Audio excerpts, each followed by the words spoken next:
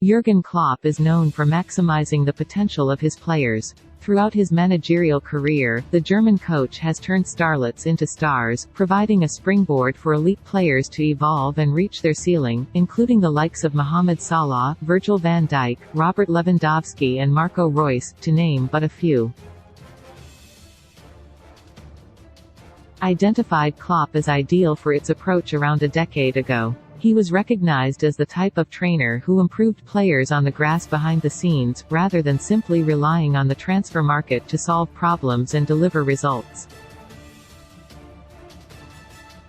Since being appointed on Merseyside, the boss has got the most from virtually every player he's worked with the exception of just a select few names. Andy Robertson, Fabinho, and Roberto Firmino have all come on leaps and bounds, and the list goes on. Liverpool should exploit $8 million transfer discount on air identified by Jurgen Klopp. Nevertheless, despite his remarkable track record, Klopp's decisions still get questioned from time to time, with Rafael van der Vaart the latest to criticize the 55-year-old. The ex-Tottenham Hotspur midfielder turned pundit represented the Netherlands during his days as a player, so he's passionate about his fellow countrymen. The Dutch forward joined Liverpool from PSV Eindhoven last month, but since then, his position on the pitch has surprised many onlookers, including van der Vaart. The biggest surprise for me wasn't that Liverpool bought Gakpo last month, he told Ladbrokes via. Look, if you have the sort of tournament he did in Qatar, you're going to attract interest from a lot of top clubs. But they've signed a player who has played his whole career as a left winger, and in the national team he's played as a number 10, a second striker, and now he's playing as a main striker? He's not a striker. Cody needs space to play in, he needs to run with the ball, that's where he's most dangerous. That's the biggest issue he has at Liverpool. Why are they playing him as a number 9? He's a left winger who can cut inside and cause danger there. Indeed, van der Vaart is somewhat correct about Klopp's usage of Gakpo.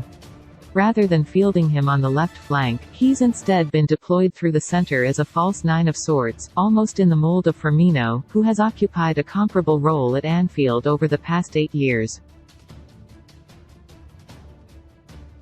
It is a role with which Gakpo is unfamiliar, but the tactical logic behind the decision is clear when considering how Liverpool's go-to system has worked throughout Klopp's tenure, with a slow but technical false nine typically flanked by two pacey and direct wide poachers in Salah and Mané. While Gakpo is accustomed to playing out wide, he's not particularly inclined to run in behind defenses, and he's not a natural when expected to offer the same dynamics as those who came before him. In many ways, his technical qualities depict shades of Firmino, with perhaps more like Salah and Mané given his outstanding speed and dangerous nature.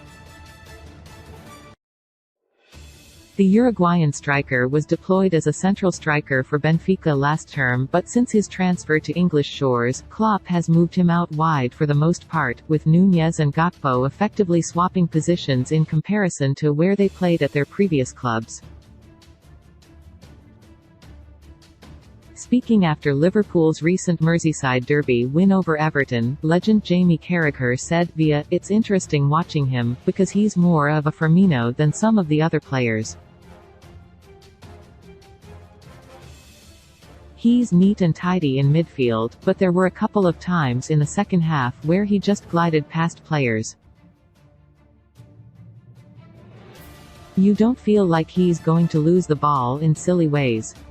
When you think of how Liverpool have played, it's been about Firmino dropping in and the wide players coming forward.